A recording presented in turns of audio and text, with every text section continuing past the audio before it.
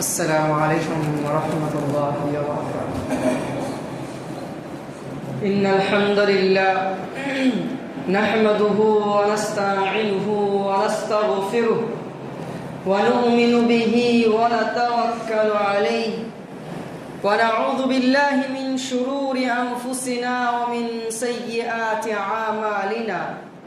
من يهده الله فلا مضل له ومن يضلله فلا هادي له. وأشهد أن لا إله إلا الله وحده لا شريك له وأشهد أن محمدا عبده ورسوله وأرسله بالحق بشيرا ونذيرا وداعيا إلى الله بإذنه وسراجا منيرا. أما بعد فإن خير الحديث كتاب الله وخير الهدي هدي محمد صلى الله عليه وسلم وشر الأمور محدثاتها وكل محدثة بدعة وكل بدعة ضلالة وكل ضلالة في النار. أعوذ بالله من الشيطان الرجيم. بسم الله الرحمن الرحيم. يا أيها الذين آمنوا اتقوا الله حق تقاته ولا تموتن إلا وأنتم مسلمون. يا أيها الناس اتقوا ربكم الذي خلقكم من نفس واحدة وخلق منها زوجها وبث منهما رجالا كثيرا ونساء واتقوا الله الذي تساءلون به والأرحام إن الله كان عليكم رقيبا. يا أيها الذين آمنوا اتقوا الله وقولوا قولا سديدا يصلح لكم أعمالكم ويغفر لكم ذنوبكم ومن يطع الله ورسوله فقد فاز فوزا عظيما. وقال سبحانه وتعالى قاف والقرآن المجيد بل عجبوا أن جاءهم منذر منهم فقال الكافرون هذا شيء عجيب أإذا متنا وكنا ترابا ذلك رجع بعيد. وقال سبحانه وتعالى وإن كل من في السماوات والأرض إلا آتي الرحمن عبدا. وقال النبي صلى الله عليه وسلم الدنيا سجن المؤمن وجنة الكافر. সমস্ত প্রশংসা সমস্ত গুণগান গুণকীর্তন সেই মহান রব্বুল আলামিনের জন্য যে মহান রব আমাদেরকে এই দুনিয়ার বুকে পাঠিয়েছেন তারই ইবাদত উপাসনা আরাধনা করার জন্য। প্রশংসা সেই রবের যে রব আমাদেরকে অত্যাচার জুলুম অন্যায়ের হাত থেকে রক্ষা দিয়ে আজ শান্তিপূর্ণভাবে এই ভারতবর্ষে বসবাস করার তৌফিক দিয়েছেন। তাই সকল বলি আলহামদুলিল্লাহ। দীর্ঘ শান্তি বর্ষিত হোক আমার আপনার সকলের প্রিয় নবী খাতিমুল আম্বিয়া মুহাম্মদ আরবি সাল্লাল্লাহু আলাইহি ওয়াসাল্লামের উপর, যিনার ত্যাগ ও তিতিক্ষার পরিবর্তে আমরা এই ধর্ম ইসলাম পেয়েছি। সেই মহামানবের প্রতি দরুদ ও শান্তির দ্বারা বর্ষিত সকলে বলি আল্লাহুম্মা আমিন। আল্লাহুম্মা সাল্লি আলাইহি আল্লাহুম্মা বারিক আলাইহি। জানি না আমার ব্যর্থতা না আপনাদের অজ্ঞতা, আজ পর্যন্ত আপনাদেরকে জুমার দিনের আদব কায়দা শেখাতে পারলাম না। যে জুমার দিনে আমাদের কর্তব্য কি, আমাদের করণীয় কি। অন্যান্য দিনে তো আমরা আসি না, অন্যান্য দিনে তো আমাদের দেখা যায় না মসজিদে, অন্যান্য দিনে আলেমদের কথা আমাদেরকে শুনতে হয় না।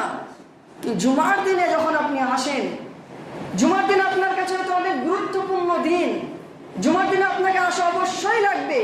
আপনাকে অবশ্যই আসতে হবে, আপনার এমনটাই মনে হয়। কিন্তু আসার পরে যে আদব কায়দা রয়েছে, যে শিষ্টাচার রয়েছে, যে নিয়ম রয়েছে, সেই নিয়মগুলো একটু তো মানার চেষ্টা করেন।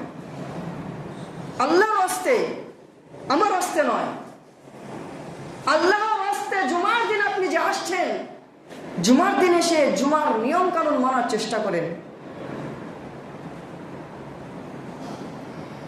জুমার খুতবা শোনা মাত্র একে অপরের সাথে কথা বলা, খেলা করা, হাত দিয়ে কিছু সামনে নিয়ে পা দুটোকে ধরে বসে থাকা, ঘুমিয়ে যাওয়া, আল্লাহর রাস্তে। আল্লাহ তাআলা আমাদেরকে বোঝার তৌফিক দেখ, সকল বলি আল্লাহুম্মা আমিন।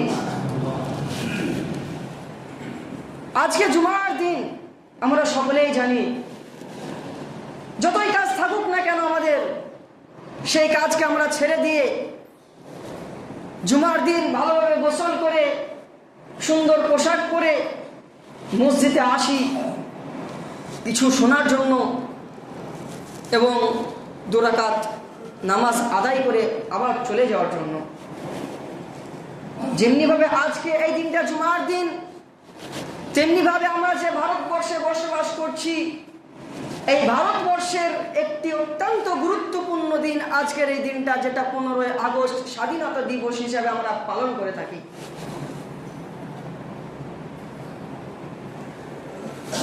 এই ভারতবর্ষ আজ থেকে 79 বছর আগে পরাধীন ছিল। এখানকার মানুষদের কোনো স্বাধীনতা ছিল না। এরা একটা জাতির গোলামি করত, তারা যেটা বলতো সেটাই করতে হতো, তারা আমাদেরকে যেইভাবে পরিচালনা করতো আমাদেরকে সেইভাবেই চলতে হতো। আমাদের কোনো সম্মান ছিল না, আমাদের কোনো মান মর্যাদা ছিল না, আমাদের বেঁচে থাকার কোনো অধিকার ছিল না। সেই সমস্ত কিছু অতিবাহিত করে আজকের দিনে 1947 সালে এই ভারতবর্ষের মানুষ একত্রিত হয়ে সেই জুলুম, সেই অত্যাচার, সেই বর্বরতার হাত থেকে এই দেশকে স্বাধীনতা দিয়েছিল, যেটা আমরা সকলেই জানি 15ই আগস্ট 1947 সালে এটা হয়েছিল। আমরা স্বাধীনতা পেয়ে গেছি অত্যাচারের হাত থেকে, বর্বরতার হাত থেকে, লাঞ্ছিত হওয়ার হাত থেকে, অপমান হওয়ার হাত থেকে, নিজের বেঁচে থাকার যে হক ছিল না সেই হকের হাত থেকে আমরা পরিত্রাণ পেয়ে গেছি। এটা আমাদের মনোভাব, এটা আমাদের চিন্তা।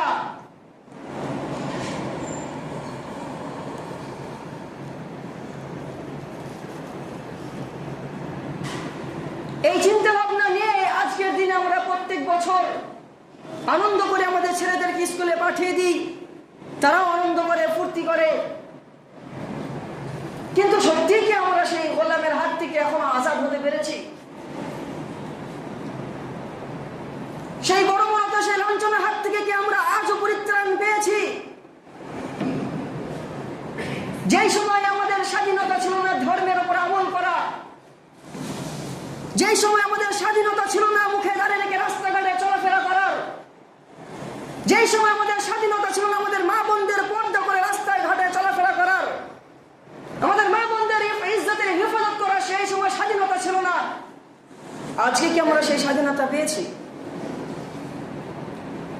আজ একজন মুসলমান কি পরিপূর্ণভাবে ধর্মের উপর আমল করে রাস্তাঘাটে চলাফেরা করতে পারছে?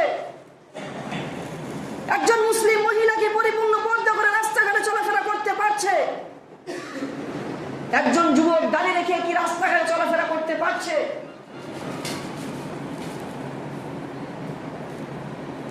আফসোস হয়, দুঃখ হয় যে আমরা কি থেকে স্বাধীনতা পেয়েছি, স্বাধীনতা আমরা কি থেকে নিয়েছি। হাজারো মুসলমানের রক্তের যে স্বাধীনতা ছিল, হাজারো মুসলমানের রক্তের যে স্বাধীনতা আমরা পেয়েছিলাম, সেটা কি আমরা কি কাজে লাগাতে পেরেছি? না, আজ আমরা নিজে থেকে সেই স্বাধীনতাকে হারিয়ে দিয়েছি। আমরা নিজে থেকেই পরাধীন হয়ে গেছি, আমরা নিজে থেকে সেই গোলামিতে আবার আমরা আবদ্ধ হয়ে গেছি। ইসলাম দরদ আব্বাজি ভাইরা, আমরা মুসলমান। সর্বপ্রথম আমাদের পরিচয়, আমরা মুসলমান। আমাদের রব আল্লাহ, আমাদের নবী মুহাম্মদ সাল্লাল্লাহু আলাইহি ওয়াসাল্লাম। আমাদের ধর্মের গ্রন্থের নাম আল কোরআন, যেখানে আমাদের জীবন ব্যবস্থা বলে দেওয়া হয়েছে। আমরা জীবনে কিভাবে আমাদের জীবনকে কিভাবে পরিচালনা করব সেটা বলে দেওয়া হয়েছে। সেই ধর্মের অনুসারে আমরা, যেই ধর্ম বাদ দিয়ে যদি আমরা অন্য ধর্মের মধ্যে আমাদের জীবন ব্যবস্থা খুঁজতে চাই, দুনিয়া এবং পরকালে আমরা লাঞ্ছিত হব। সেই ধর্মের অনুসারে আমরা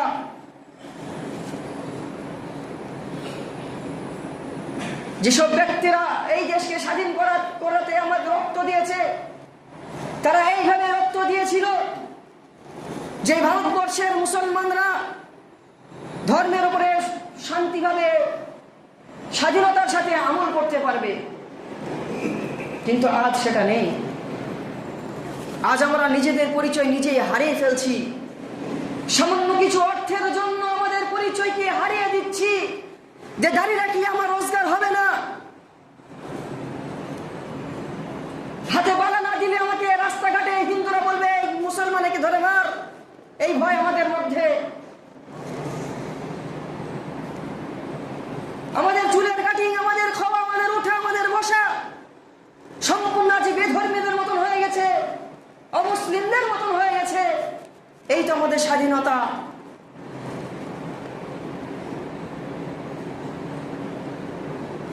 গোলামি করতে হবে। যেই গোলামিতে রয়েছে স্বাধীনতা, যেই গোলামিতে রয়েছে সম্মান, আত্মমর্যাদা, সেই গোলাম আমাদের করতে হবে। আর সেই গোলামি করার জন্য আমাদেরকে দুনিয়ার বুকে পাঠানো হয়েছে। আল্লাহ তাআলা বলেন সূরা যারিয়াতের মধ্যে, ওয়া মা খালাকতুল জিন্না ওয়াল ইনসা ইল্লা লিয়াবুদুন, ওয়া মা খালাকতুল জিন্না ওয়াল ইনসা ইল্লা লিয়াবুদুন।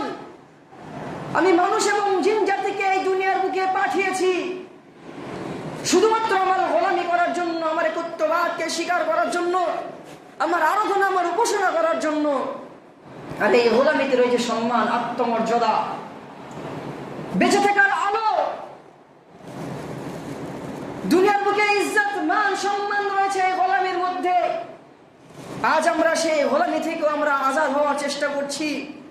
আমরা সেই গোলামি থেকেও স্বাধীন হওয়ার চেষ্টা করছি। আর স্বাধীনতা পেয়েও গেছি। আমাদের কেউ কিছু বলার নেই। আমাদেরকে বলার মতন কেউ নেই যে আল্লাহ তাআলার অবাধ্য হয়ো না, আল্লাহ তাআলার নাফরমানি করো না, রাসূলুল্লাহ সাল্লাল্লাহু আলাইহি সাল্লামের অনুগত্য অনুসরণ করো, সেই রবের অনুগত্য অনুসরণ করো যে রব তোমাকে গোলাম করে দুনিয়ার বুকে পাঠিয়েছেন, যে রবের ইবাদতের জন্যই তোমাকে দুনিয়ার বুকে পাঠানো হয়েছে। আজ বলার কেউ নেই, আমাদের বলার মতন কেউ নেই। যদি বলার মতো থাকে কেউ, শোনার সেই ক্ষমতা আমাদের হারিয়ে ফেলেছি। আমরা শোনার সেই ক্ষমতা আমাদের মধ্য থেকে শেষ হয়ে গেছে। যে শোনার পরেও, স্মরণ করিয়ে দেওয়ার পরেও যে ফিরে যেতে হবে সেই রবের দিকে, সেই রবের গোলামের দিকে ফিরে যেতে হবে, এই মনোমানসিকতা আমাদের মধ্যে আর নেই। আল্লাহ তাআলা কোরআন পাকের মধ্যে বলেছেন, ইন কুল্লু মান ফিস সামাওয়াতি ওয়াল আরদ, ইন কুল্লু মান ফিস সামাওয়াতি ওয়াল আরদ। আসমান এবং জমিনের মধ্যে যা কিছু রয়েছে, এই আসমান এবং জমিনের মধ্যে যা কিছু রয়েছে, ইল্লা আতির রহমানি আবদা, সেই রবের সামনে গোলামি অবস্থায় উপস্থিত হতে হবে। সেই রবের বান্দা হিসাবেই আমাদেরকে উপস্থিত হতে হবে। দুনিয়ার বুকে যা কিছু রয়েছে, যেই রয়েছে, যা কিছু রয়েছে, সমস্ত কিছু আল্লাহ তাআলার সামনে গোলামি হিসাবেই, বান্দা হিসেবেই উপস্থিত হতে হবে। সেই রবের বান্দা হওয়ার পরেও, সেই রবের গোলাম হওয়ার পরেও আজ আমরা নিজেকে আজাদ করে নিয়েছি, নিজেকে স্বাধীন করে নিয়েছি। বর্তমান সমাজে একজন পুরুষ, একজন মহিলা সাজতে কোনো দ্বিধাবাধা নেই, এমন স্বাধীনতা হয়ে গেছে বর্তমান সমাজে। একজন মহিলা, একজন মেয়ে, পুরুষ সাজছে, কোনো সব বাধা বিপদ নেই, স্বাধীন হয়ে গেছে। কিন্তু একজন যুবক দাড়ি রেখে রাস্তাঘাটে চলাফেরা করতে পারবে না। একজন যুবক টাকনুর উপরে কাপড় পরে চলাফেরা করতে পারবে না রাস্তাঘাটে। একজন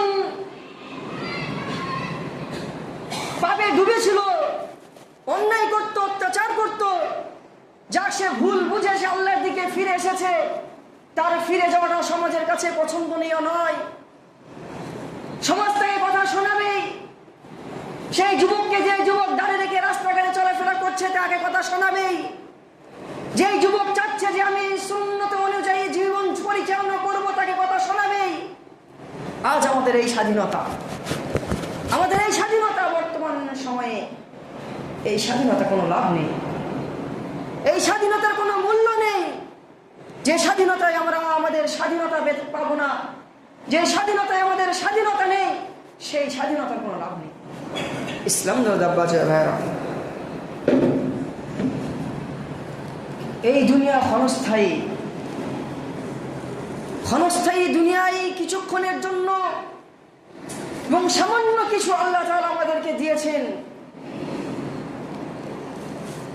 এই ভাববেন না যে আমি দুনিয়ার সমস্ত সম্পদ পেয়ে গেছি, এটা ভাববেন না আমি দুনিয়ার সমস্ত সুখ পেয়ে গেছি, এটা ভাববেন না আমি দুনিয়ার সমস্ত শান্তি পেয়ে গেছি, এটা ভাববেন না দুনিয়ায় যা কিছু রয়েছে সব আমি উপভোগ করে নিয়েছি।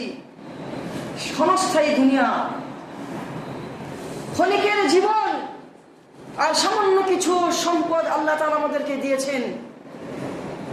এর মধ্যে আমাদের জীবন পরিচালনা করতে হবে এবং দুনিয়া থেকে বিদায় নিয়ে চলে যেতে হবে।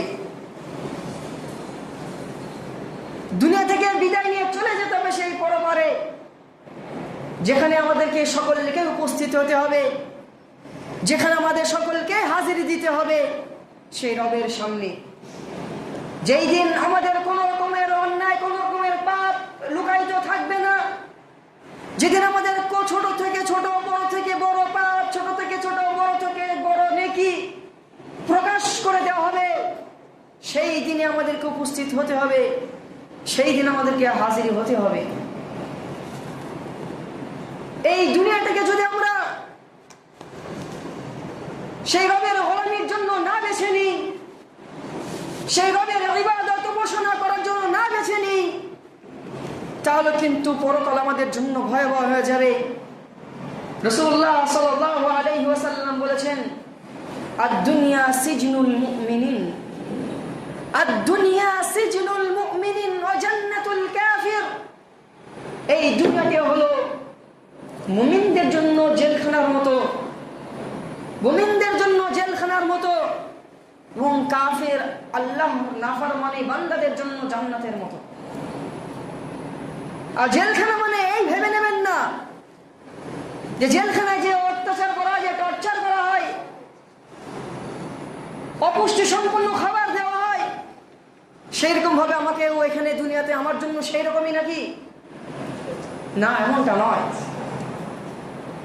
এই দুনিয়া মুমিনদের জন্য জেলখানার অর্থ হলো এটাই যে আপনার প্রত্যেকটা কাজ, প্রত্যেকটা কর্ম, প্রত্যেকটা চলা, প্রত্যেকটা ওঠা, প্রত্যেকটা বসা, প্রত্যেকটা খাওয়া সেই রবের বিধান অনুযায়ী হওয়া দরকার, সেই রবের অনুগত্য অনুসরণ অনুযায়ী হওয়া দরকার, সেই রবের নবী মুহাম্মদ সাল্লাল্লাহু আলাইহি ওয়াসাল্লামের পদ্ধতি অনুযায়ী হওয়া দরকার। এটাই এর অর্থ।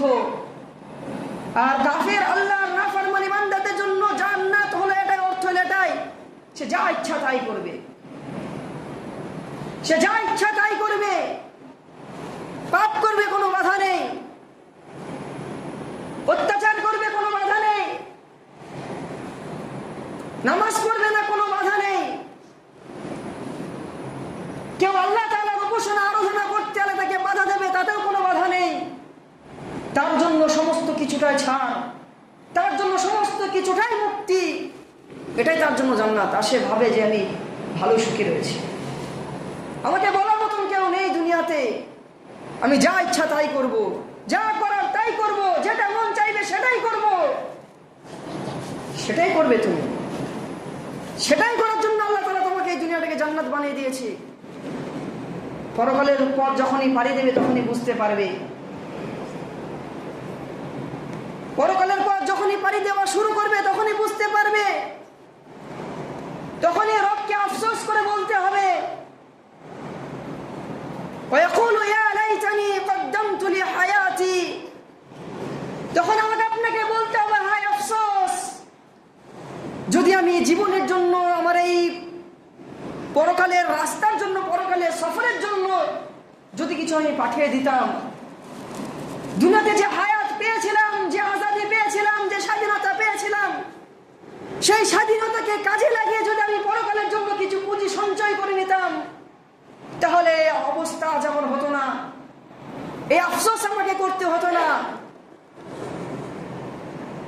যখন আমাদের কাছে আমাদের সময় চলে আসবে, মালাকুল মউত যখন আমাদের কাছে উপস্থিত হয়ে যাবে, তখন রবের কাছে রিকোয়েস্ট করতে হবে যে সামান্য কিছু সময় দেওয়া হোক, হে আমার রব, হে আমার প্রতিপালক, হে আমার পালন কর্তা, সামান্য কিছু সময় আমাকে দেওয়া হোক, যে সময় আমি দান করব, খয়রাত করব, ভালো আমল করব দুনিয়ার বুকে।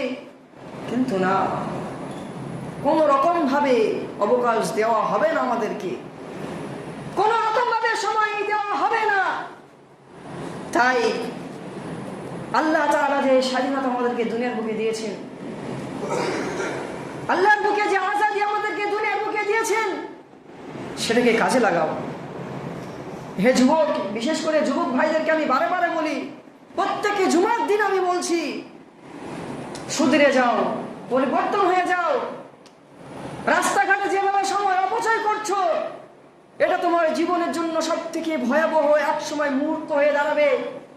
তখন ঘরের কোনায় বসে কান্না করতে হবে, আফসোস করতে হবে যে রাস্তাঘাটে খেলা না করে, রাস্তাঘাটে মোবাইল নিয়ে ফ্রি ফায়ার না খেলে, রাস্তাঘাটে মোবাইল নিয়ে অপর মহিলার সাথে কথা না বলে, যদি সেই সময়টা রবের ইবাদতের জন্য দিয়ে দিতাম, সেই সময়টা যদি নিজের আত্মাকে উন্নতি করার জন্য দিয়ে দিতাম, সেই সময়টা নিজের জীবনকে উন্নতি করার জন্য দিয়ে দিতাম, তাহলে আজ আমার এই অবস্থা হতো না, আজ আমার এই পরিণত হতো না।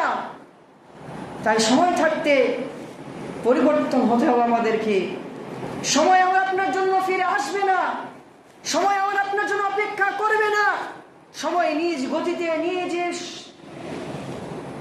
লক্ষ্যে সময় ছুটে চলে যাচ্ছে। আমরা যতই সময়ের দিকে তাকাই না কেন, সময় কিন্তু আমাদের লক্ষ্য করবে না। আমরা সময়কে লক্ষ্য করছি, জুমার খুতবা শুনতে এসে খুতবা শুনছি, ঘড়ির দিকে বারে বারে তাকাচ্ছি যে 40 হলো নাকি হলো, 1 মিনিট বেশি হয়ে গেল না 2 মিনিট বেশি হয়ে গেল। নামাজ পড়তে এসেছি, সময় 15, আমরা বারে বারে ঘড়ির দিকে তাকাচ্ছি যে 15 হয়ে যাবে আর ইমাম সাহেব চলে যাবে, আমরা নামাজ পড়বো। আমরা সময় দিকে লক্ষ্য করছি সমস্ত জায়গা, সমস্ত ক্ষেত্রে, কিন্তু সময় আমার আপনার দিকে লক্ষ্য করছে না। সময় আপনাকে দেখছে না। সময় নিজের গতিতে, নিজের রাস্তায় চলতেই আছে। আমরা কিন্তু সময় থেকে যদি পিছিয়ে পড়ে যাই, কিন্তু আমাদের বিপদ অনিবার্য, আমাদের বিপদ হবেই। তাই সময়কে কাজে লাগিয়ে সময়ের সাথে চলার আমাদেরকে চেষ্টা করতে হবে। আল্লাহ তাআলা আমাদের সেই তৌফিক দেখ, সকলে বলি আল্লাহুম্মা আমিন। আর বিশেষ করে যুবক ভাইদেরকে আমি আবারও বলছি, নামাজের সময় আমি দেখছি রাস্তাঘাটে খেলা করতে, রাস্তাঘাটে মোবাইল নিয়ে বসে থাকতে, আল্লাহর রাস্তে মসজিদে এসো, মসজিদে সময় দাও। 2 রাকাত 4 রাকাত ফরজ নামাজ দাও পর্যন্ত তুমি আদায় করে চলে যাও, কিন্তু মসজিদে এসো। এইভাবে সময় অপচয় করা সে রব পছন্দ করবে না। হয়তো তোমাকে ছাড় দিচ্ছে, তোমার গায়ে শক্তি রয়েছে, ক্ষমতা রয়েছে, তুমি রাস্তাঘাটে ঘন্টার পর ঘন্টা খেলা করতে পারছো, কিন্তু এই ক্ষমতা, এই শক্তি যখন আল্লাহ তাআলা ছিনিয়ে নেবে, যখন এই শক্তি আল্লাহ তাআলা কেড়ে নেবে, তখন কিন্তু আফসোস করতে হবে। তাই আফসোস করার পূর্বে, শোনার পরে বুঝে এটাকে, বিষয়টাকে নিয়ে উপলব্ধি করে সে রবের দিকে ফিরে আসো। হে যুবক ভাইয়েরা, রবের দিকে ফিরে এসো, সময় দাও। আল্লাহ তাআলা আমাদেরকে সেই তৌফিক দেখ, সকল বলি আল্লাহুম্মা আমিন। বিশেষ করে আল্লাহ তাআলা আমাদের সমাজের যুবক ভাইদেরকে, যাদের কাছে সময়ের অঢেল সময় রয়েছে, যারা সময়কে অতিবাহিত করার জন্য অযথা জিনিসে মগ্ন হয়ে যাচ্ছে, আল্লাহ তাআলা সেই ভাইদের সময়টাকে মূল্যবান করে সেই সময়টাকে যেন তোমার ইবাদতে লাগাতে পারে, সেই তৌফিক আল্লাহ তাআলা আমার সেই যুবক ভাইদেরকে দিও। সকল বলি আল্লাহুম্মা আমিন। আল্লাহুম্মা সাল্লি আলা মুহাম্মাদি ওয়া আলা আলি মুহাম্মাদ কামা সাল্লাইতা আলা ইব্রাহিম ওয়া আলা আলি ইব্রাহিম ইন্নাকা হামিদুম মাজিদ। আল্লাহুম্মা বারিক আলা মুহাম্মাদি ওয়া আলা আলি মুহাম্মাদ কামা বারাকতা আলা ইব্রাহিম ওয়া আলা আলি ইব্রাহিম ইন্নাকা হামিদুম মাজিদ।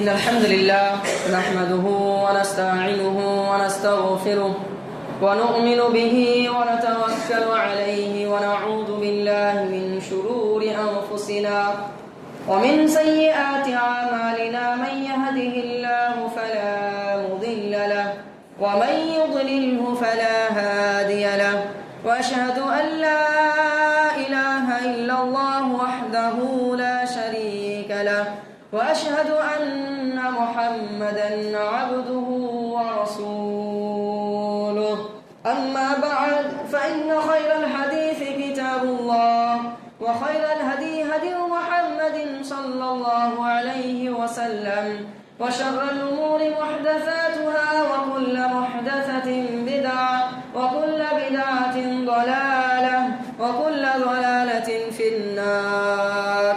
أعوذ بالله من الشيطان الرجيم. بسم الله الرحمن الرحيم.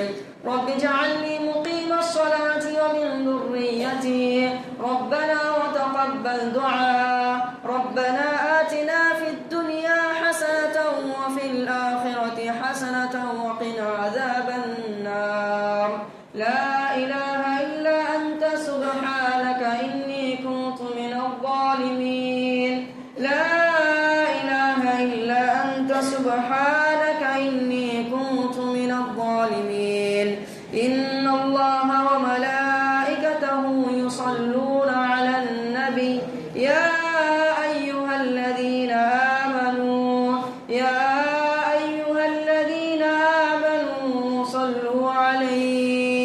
صلوا عليه وسلموا تسليما. اللهم صل على محمد وعلى آل محمد كما صليت على إبراهيم وعلى آل إبراهيم إنك حميد مجيد. اللهم بارك على محمد وعلى آل محمد كما باركت على إبراهيم وعلى آل إبراهيم إنك حميد مجيد. ربنا تقبل منا إنك أنت السميع العليم وتب علينا إنك أنت التواب الرحيم. وآخر دعوانا الحمد لله رب العالمين.